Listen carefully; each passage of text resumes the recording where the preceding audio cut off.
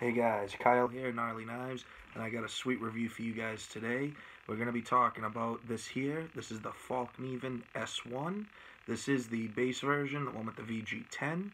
I want to go all over my experiences, my usages with this. I've had this knife for probably close to 3 years. This knife is very sentimental to me. This was the first really nice knife that I bought, and it was something that I wanted for a really long time. It was my first real grail knife, and I really, you guys will just understand. I'm gonna try and cut down with just the rambling and repetition that I usually do, but just jumping right into it. Just quickly, we'll get the boring stuff out of the way. The specs. So this knife is 9.5 inches. It has a 3/16 inch spine, and overall is the 9.5 inches. It has a 5.1 inch blade. The cutting edge is about 4.8. It's the little ricasso choil area is about 1/8 of an inch. So 5.1 inch blade, just under a 5 inch cutting edge, and this is a convex ground knife. This knife, like I said, I've had it for a few years now. I've really put this thing through the ringer. I do use all my knives, even my nicer, fancier ones, because for me, I wouldn't be able to justify spending a lot of money for a knife or anything and not actually use it. If that's your thing, that's absolutely fine. It's just, yeah, this knife, I bought it, it was 170, and if I was going to spend that much on a knife, I bet I'm going to be using it. The price now, I did look up actually probably 5 minutes ago from me filming this video on Amazon, because I have the version with the leather sheath. We will talk about the leather sheath, and then I also have the F1 with the Zytel sheath, so we can talk a little about those differences. But with the leather sheath, it's going for $164 right now on Amazon. With the Zytel sheath, this version is going for $155. They do come in a couple variants in this VG10 version. They also have the Pro Series, which is laminated COS. This is, like I said, VG10, but it is laminated VG10. So for anyone who doesn't know, basically laminated, it's the core steel, so the edge itself is VG10, and then they basically make a taco over it with the softer steel. In this case, it's 420J stainless steel. So it's a very soft steel going over the hardened core steel just to give extra toughness to the blade. And also, just thrown out there, it does also have an exposed tang. We'll talk about that a little bit. Some of the ideas going with that. But like I said, they do have a couple variants. You can also get this with a black coating. As you know, I've mentioned before, I do have coated blades, just not really my thing, not huge with coated blades. But the coated version, from what I've seen, it looks like it comes with a brown leather sheath. The version I have, the uncoated, comes with a black leather sheath. You may be able to get it in black, but I feel like when I've seen the coated versions, it's usually a brown leather sheath. So the most expensive version would be with the black coating and with the leather sheath. Looking at that, the only one I was finding was up around 200. So I don't know. The one thing I've noticed with a lot of knives, you know, Fallknîvens are no different. The prices vary and fluctuate. So it's just something. Hey, if you don't like the price right away, you know, you check around, check other sellers. You might find something a little bit better. But generally, the prices, at least with the uncoated version, the 155 to 160 for the for the Zytel sheath, and you know, the 165. I've seen it even up to 180 with the leather sheath. So you do get some variations in there. As I had said, when I picked it up a few years ago, it was 170 rather. And in my opinion, worth every penny. I have had zero remorse with buying this knife. Like I said, I've really put this thing through the ringer. I've done a good amount of carving with it. Just, you know, I love carving, so I like to use different knives, even if they're not really designed as a carving knife. I mean, this isn't really a carving knife, but for me, carving with the knife is a good way for me to kind of get a better idea of, you know, of course, how the blade works or whatever, how good the edge geometry is, but also to the comfortability of the handle. You know, I've carved a couple of spoons and pipes with this, and depending on how elaborate or whatever I'm doing it, but using this upwards of an hour or so, in hand, and it's very comfortable. Even though, for generally speaking, for me the handle is a little bit on the smaller side for my hands. I do have large size hands, but it is still very comfortable. If it was a little bigger, that'd be great, but it's not that much of a problem. I do have plenty of room for my hand. It's not the length of it. I have more than enough length to get my whole hand on. It's just if it was just a little bit wider. But other than that, but like I said, it's still very comfortable. It fits my hand very well. And, with using it for a long period of time, just, like I said, upwards of an hour at a time, just sitting, carving, doing different motions and such. And it's remained very comfortable. Having the convex grind is cool. At first I was a little nervous because, I do my own sharpening. I do it freehand, but convex was something that just made me a little nervous. I do feel a lot better about it now. I do have, I have the F1 and I have a few convex ground blades now. But it was something that just made me a little nervous at first with sharpening.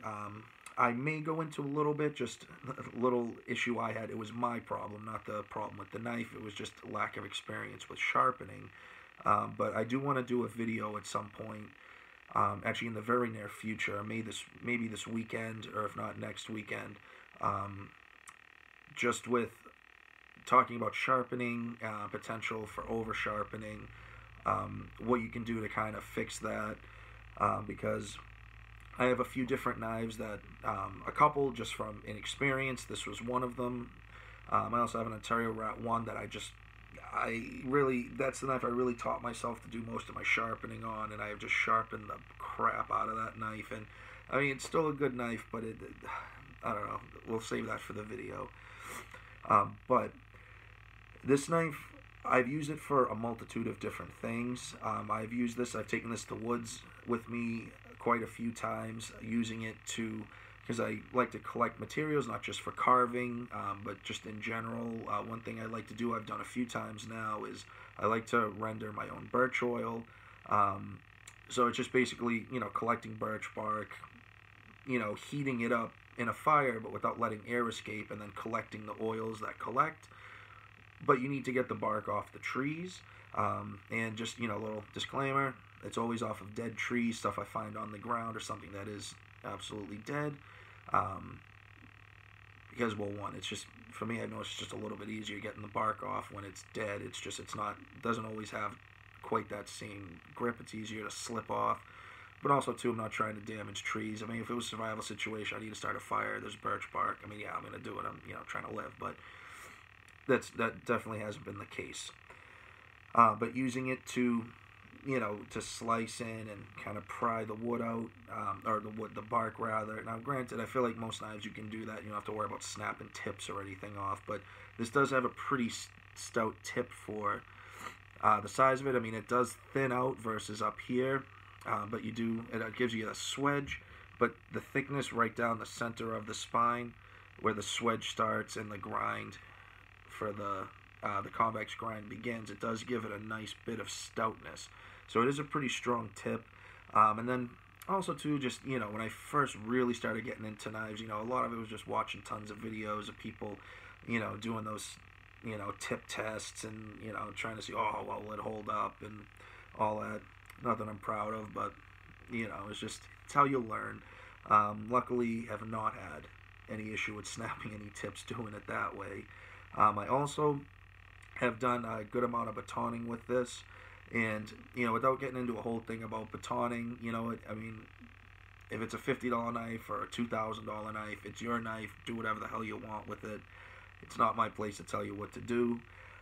Generally speaking, especially now since I've gotten more into axes, I really don't baton unless if I'm doing like crafting or carving and I want a more precise whatever. If it's a small piece, something the thickness of my wrist or smaller, whatever. It's my channel now, so just leave me alone about it. No, but it's just something that, part of it just, see how well is it going to hold up. And I mean, it's held up fine. I mean, the knife is still in one piece, and you know, having that convex grind into it is basically just, I don't know, I would call it like kind of a convex saber, because it isn't just straight. You know, the grind starts here and goes to the edge, but it's not just a flat to the edge and then you convex. It convexes from the grind line all the way down to the edge. So it really just throws the wood apart. I have had good experiences with it. You know, even the handle itself, the handle is made out of kraton. So kraton, basically, from what I understand, stuff I've read on the website, it is a very hard, heavy-duty rubber, but it's kind of like a rubber, almost plastic combo in a sense. It's not like regular rubber, it's not squishy, but you do get good grip on it. Even on the top and bottom of the knife, where it is smooth, on the sides they have this checkering that, you know, helps with grip, which it does.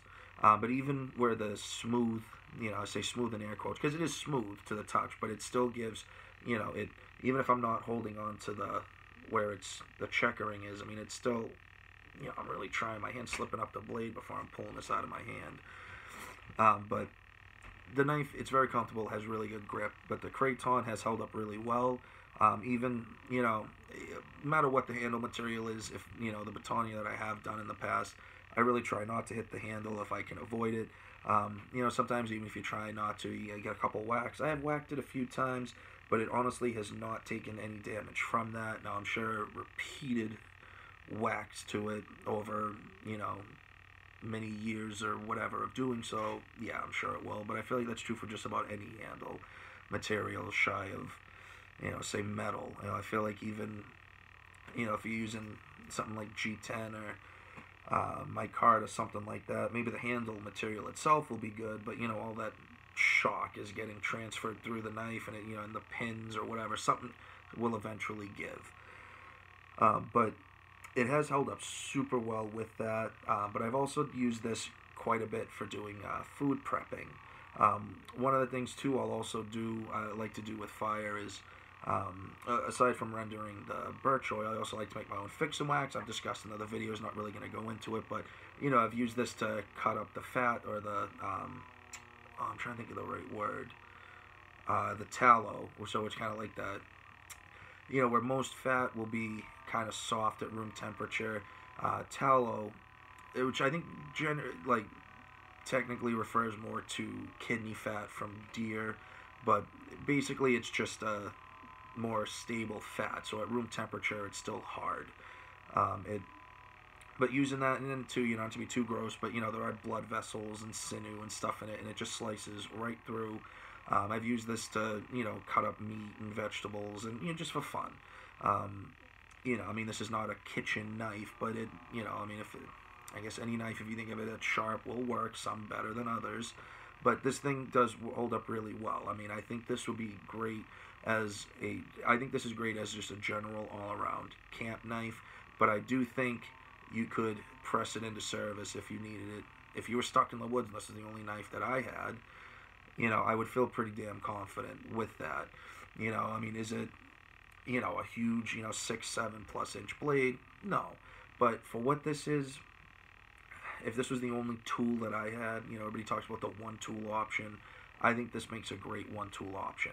There are some other reasons to go into that, but just from my experience, like with that, with a little bit of, you know, I'd say slight abuse testing, but then just general usage, I really find this to be a great tool for that. I think it doesn't do one thing great, it just does many things, well, they're pretty good. You know, so that's why I definitely recommend this knife. The same with the F1. I'll do a separate video at another time about the F1.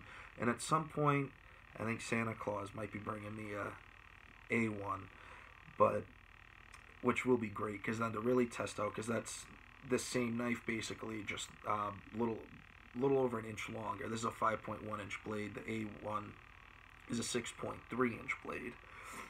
So it's definitely a little longer and stouter. It's wider as well. So where this one's 3/16 of an inch, the A1 is right around 1/4 of an inch. I think it's just under 1/4 of an inch, from looking up and stuff, just videos I've watched about it. If trying to see, I know. Oh yes, I was trying to remember. I was like, oh, there's something else I want to get into before going into the sheath. But this does have a 90-degree spine. It's not, I don't know if it was their intention, but it is sharp, and you can strike a ferro rod with it. I'll demonstrate quickly. So find a spot. Okay. Oh, that was my fault, not the knife. But you can see this does strike the ferro rod. I mean, it's not the best knife at it. I do have, say like a Mora Garber, stuff that they have the intended purpose, and that thing you can almost cut yourself on the spine. It's very sharp, but this is very sharp. It is sharp enough that, I've used it even while carving. Sometimes I like to, that's one of the reasons I do like 90-degree spines more than just ferro rod scraping, but also too just to kind of clean up wood, just to scrape out some of the marks. It's almost in a sense like using the knife as like a card scraper, but at the same time too, going to fire making, what I like for using the spine for, as well as striking a ferrocerium rod, is also for getting very fine shavings off of wood.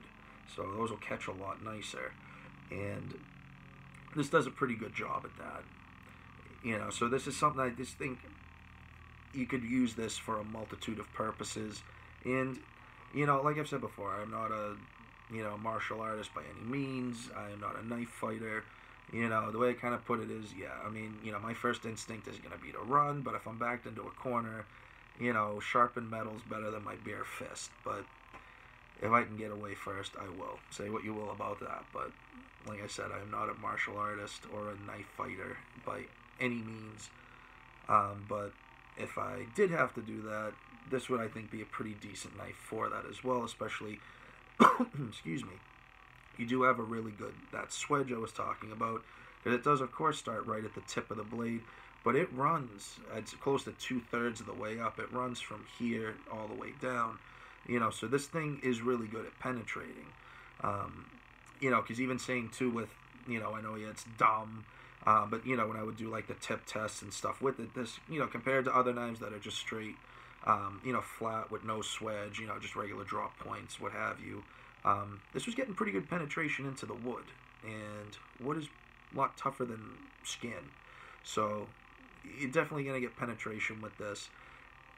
It is held up really well for me, and I will go right into the sheath. I thought of one more thing. I just want to talk about that steel again for a minute. So this is the laminated VG10. VG10 I do really like a lot. I do have a few knives with it. I feel like when it comes to like fixed blades versus folding knives, like intended purposes, for me, I don't really get as hung up with fixed blades about, steel type as I do more with folding knives like my EDC blades. So I feel like for a folding knife, VG10 is definitely like mid-range. It's a great steel. It's very stainless. It takes a really good edge, and it's really not hard to sharpen. But are there things they make with better edge retention? Absolutely there are. But I feel like with a fixed blade, because the things I'm generally coming across, or at least with what I use my fixed blades for, are natural materials. So wood, well, I guess rope, not all rope is natural material, but it's mainly, wood, food, fire making, whatever. That's really the stuff that I am using my fixed blades for, whereas like with my folding knives, that pretty much I just use that same purposes, but also, if I'm doing something on a car, cutting open packaging, zip ties, cardboard, anything really. Whereas with the fixed blades, for me, I reserve them more for outdoor type tasks. So VG10, I feel like, whereas in a pocket knife, this is just me, like I said, this is just my opinion. This is just how I see it. But, I feel like for a fixed blade VG10, I think of it a little bit higher up on the scale, and I mean, yeah, they make tons of super steel fixed blades. I mean, I have a couple myself, I have an S30V Benchmade, the Steep Country, the Benchmade Puko CPM3V. I mean, they make them, and they're absolutely great. I think it's awesome. I can't get enough of it. I love my super steels, and I love my fixed blades, and I love combining the two. But something like this, I just think it's more than capable. And also, too, VG10, it's a pretty easy steel to sharpen. So this is something where, you don't have to really carry crazy sharpening equipment with you. I mean, you can get one of those DC4 sharpeners. Actually, that's a good idea for a sharpener review. Because I have one of those I got at the same time I got this. And I got it for like 20, 22 bucks, something like that. And the thing, you put razor edges on with those. And it's not even that fine in the sense. There's a diamond, because the DC is, diamond ceramic. Not sure the diamond side. If I'm guessing probably in the 300 range with grit. But the ceramic side, I think is only 800. It's under 1,000. And you can get razor shaving edges with it. It's a little stone about this big. Goes great with this or any knife. But some of them, it's something you can just put a quick edge on. I mean, that same thing, yeah, I can take the S30 or the CPM 3V. Yeah, if I really want to, sit there and, put the time in to throw an edge on it. But you don't really need to with this. It's quick, and especially now, feeling a lot more comfortable with convex sharpening as I do feel now, it doesn't really worry me the way it did.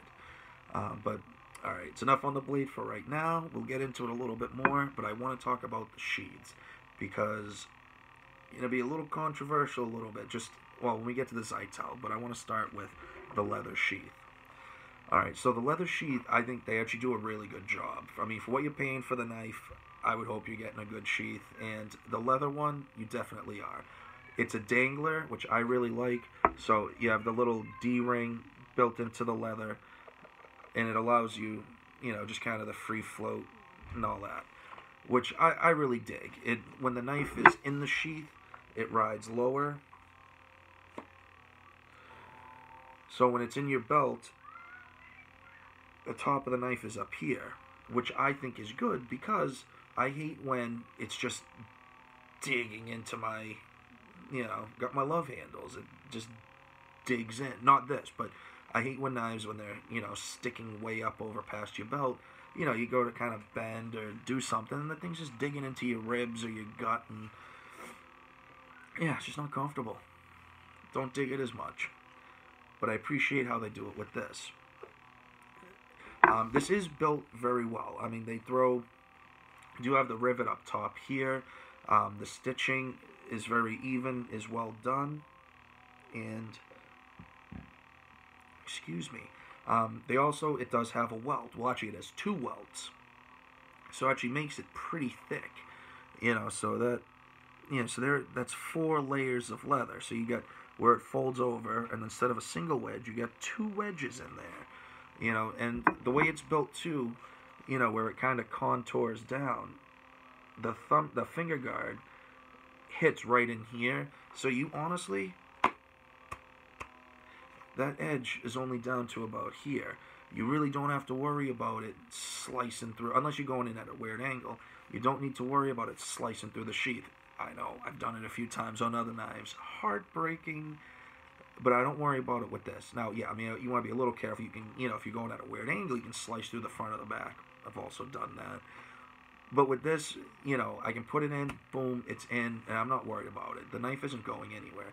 And like I said, I've had this knife for about 3 years, and this thing is not loosened up at all. Oh, it was just this bouncing around. I thought alright, shifted a teeny bit. But like this, it's not, let's see, yeah, so there it didn't even move. I don't think I put it in all the way to begin with. But, and, I know some people it's important. It's pretty silent, not making any noise. We'll get back to that a little bit with the Zytel sheath. But there is a purpose for that. But it's very well made. It's very well constructed. I love this knife. I would really recommend it for anyone who's looking for a good all-round camp knife. So even if you're just using it a few times a year, but you want something you don't have to worry about, I think this would be a great knife as a hunting blade, especially it's stainless, this material, it's not something like, now I love micarta, but one thing with micarta, I just feel like it's very porous, so I'll notice a few of my micarta knives, like when I'll sharpen them, I try not to get my knives wet, but, while I'm sharpening, my hands will get wet, and, moving stones around, cleaning the stones, what have you, but it just seems like the micarta will just kind of soak up some of the moisture, which is fine. But if you're skinning and getting blood and guts, and I don't know, you're just thinking all bacteria, and basically your handle turns into a petri dish, and yeah, I don't know. I wouldn't know how to go about cleaning that. Just like, I wouldn't want to ruin the finish of the handle, but then you get all blood and guts in it, and but neither here nor there. But this is something I feel like, just because it is also a light knife. This knife is about 7 ounces. I should have mentioned that earlier. But it is a light knife, so I mean, like I said, with the carving, you can keep going and going. Now, I haven't skinned anything larger than a rabbit, but I feel like skinning something larger, just say for example deer. I feel like that's something most people hunt deer, but elk, bear, what have you. This is something I feel like it's not gonna become uncomfortable if I have to use this for an extended period, or if I'm using it kind of at like weird positions. You're trying to get under the skin, or you're trying, I'm not getting into about skinning. It's a whole other thing. But with this sheath, though, I really think, so it's what, an extra 15 to 20 bucks.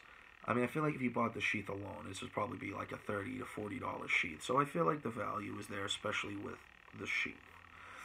But getting into with the other sheath option, because like I said, I have the leather version for the S1, but my F1 is the Zytel version. Now, with the first thing I'll just say is something I know people have issue with the F1 and the A1 with the F1 and the S1 with the Zytel sheath, is you can see here with the strap on, it does cover up the lanyard hole. Now, for me, I don't do lanyards, so that, for me, I really could care less. But for people that do lanyards, I could see that, yeah, you gotta kind of fight with it to get it over. So that's something I would think about. Any pictures or videos I've seen of people with the A1, being a little bit taller handle, or maybe they just lower the strap down a bit, but it's not covered with the A1. So you have nice and open area there. But with the sheath, I know a lot of people just say, it's just cheap plasticky. The handle material is Zytel. So I mean, it is plastic. It's, their version of, Kydex or Securex, like, Cold Steel uses Securex. But for me, I like the sheath. I think it's a nice looking sheath. It definitely holds the knife well. It does its job. There's no issues that I have found with it. Oh, there you go, just kind of messing around. But, one thing people do have the issue with is, even snap it, but you got a good amount of rattle with it. Now, especially maybe the Zytel would be an issue if you're in the military using it as a knife. You might not want that rattle. But even someone, if you going hunting or whatever. But I've taken this to the woods with me a few times, and I haven't really. I mean, I guess if I was going full sprint, so that's why I mentioned, like, military. I mean, if you're hunting, I don't know what you'd have to be hunting if you're sprinting through the woods, unless you're being chased. But at that point, if they're chasing you, they know where they are. That little rattle's not going to make a difference. But I haven't really noticed it to be an issue if I'm just walking, or even if I have a slight hustle. If I'm maybe brisk walking, not, more than walking, but not even quite jogging. It's really not, maybe a little bit, but it doesn't bother me at all. The reason behind it, though, is, Sweden, it gets pretty cold up there. The idea is just that, your knife won't freeze in the sheath. How much would that suck? Trying to use it, cut something open, or defend yourself, and can't get the knife out. Yeah, that'd suck. But I mean, it can get cold. I mean, I live in New England. It's not uncommon to, I mean, we have, like, months at a time it'll be below freezing in the winter, but, it doesn't usually get below 10. We might get 1 or 2 days around 0. I feel like every few years we'll go, like, below 0, like more than, like, 5 or 6. But the last time I can really think of was, several years ago. I think I was still in the Scouts. This was well over 10 years ago. But I remember I was in New Hampshire doing a camping thing, and yeah, it was like 17 below zero.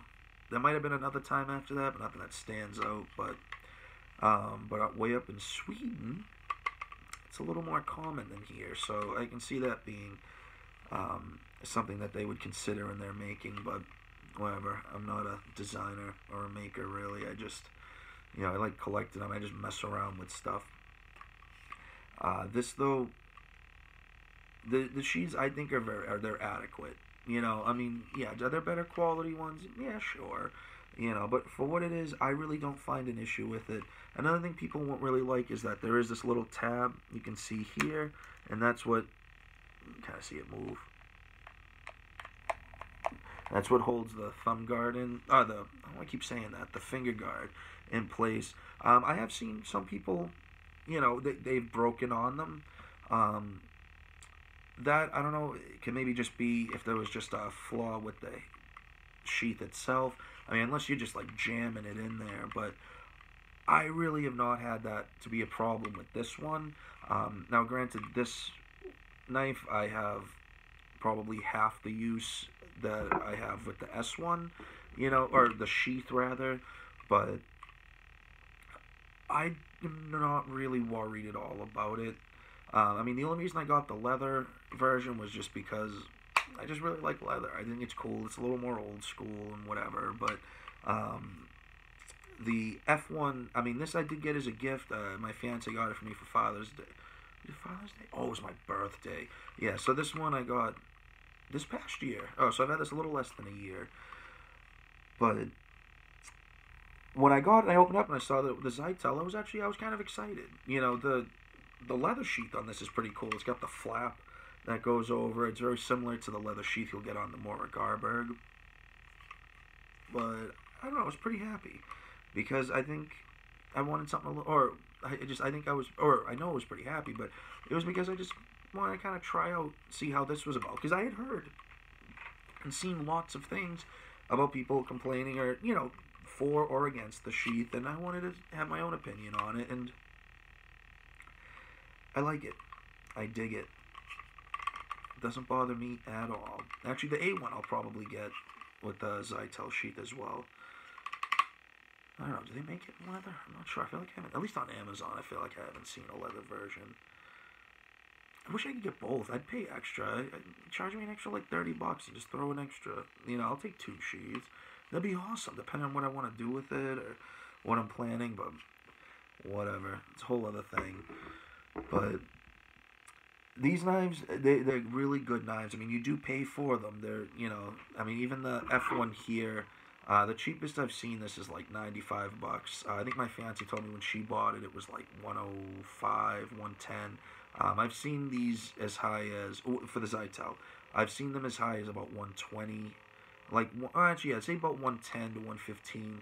With the leather sheath, I've seen them up to about $130. I don't think I've seen an F1, the regular F1 go for more than $130 with the leather sheath, but it could be wrong, just what I've seen. Whenever I do the review on the F1, I will do more research into that, but, I wanted to figure out everything with this one first. So this knife, I really, really would recommend. If you have the money and you're looking for something to have that, it's a good all-around knife. You can put it in a multitude of different scenarios. I mean, like I said, yeah, I did some carving with it. It's not the best carving knife, but it will do it. But this is something, it is a great camp knife. I think would make a good hunting knife.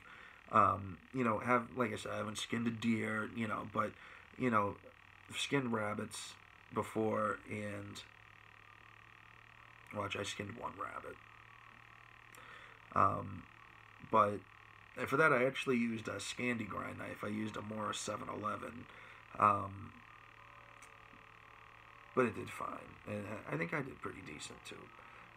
But the next time I do skin something, probably will be this. I want to get a better feel for using it in that aspect, but, having some experience with it. I think this would make a good hunting knife, especially going with it's stainless, the handle material, it'll be very easy to clean, it's comfortable. The same too, if I got stuck in the woods and this is all I had, I'd probably have to change my shorts anyway, but I would feel pretty happy knowing that I have this. So this, you take my opinion for what it is, what it means to you, but for me, I really recommend this knife 100%. If you have the money and you want to spend and get something that I do believe to be very high quality. This is, to me, I'm looking, the upper echelon of knives, and this absolutely is it to me. This knife has definitely proven itself to me, and, yeah, I'm sure a lot of that's the nostalgia talking, but it hasn't proved me wrong yet. This knife is held up to a good amount of abuse, and it just keeps coming back for more. The Swedes, they do make some really good stuff. Their knives, their even though I'm not like a huge Volvo person in general, but my father-in-law has had a bunch of Volvos over the years, and he loves them. It can be a little pricey to work on, from what I understand, but I know doing oil changes on them and some basic maintenance on them can be a pain in the ass, but they're good cars. I mean, the ones that he's had have all gone over 200,000 miles. Like, the Swedes know what they're doing, is what I'm saying, basically. And, Fallknïven is no exception. I mean, this knife, the blade and everything, from what I understand, is made in China. I don't know the handle, if it's assembled. Oh, my God, I'm sorry. Not in China, in Japan. The steel comes from Japan. I know it's laminated in Japan. I don't know if they make the full knife in Japan, if the handle is put on there, or they just make the steel, ship it to Sweden, and they put it in their own factories. That I actually do not know, but it's held up. I mean, the thing is not peeling or coming off. I mean, it's the material's tough. And what's cool about it too, even when it is cold out, because I've used it in the winter when it's like cold, about freezing or less. I mean, anything you grab with your bare hands are gonna be cold, but it's not. What I can appreciate is just, even though it is an enclosed tang, even, other knives I have, the Micarta G10 wood, what have you, where those materials will feel similar to this, but when you have that exposed tang all the way around, it's just cold, if you're wearing gloves, obviously, it's not a problem. And then just to briefly touch on, they do have that exposed tang. I mean, for me, I just see it as more showing, yeah, it's full tang. I mean, I've heard of people using them as, to pommel and hammer stuff in a steak. I'm sure, yeah, in a pinch you could, but I feel like I'd just as easy just pick up a rock if I was to hammer in a steak if I didn't have a hammer. I'm just being realistic with myself. I have pretty decent coordination, but I can just see myself already trying to hammer something in and then just jabbing the fat of my hand. And, yeah, I'm just not really looking for that to happen if I can avoid it. So I'm just going to leave it at that, because I feel like if I go in any longer, oh my God, we're coming up on 40 minutes.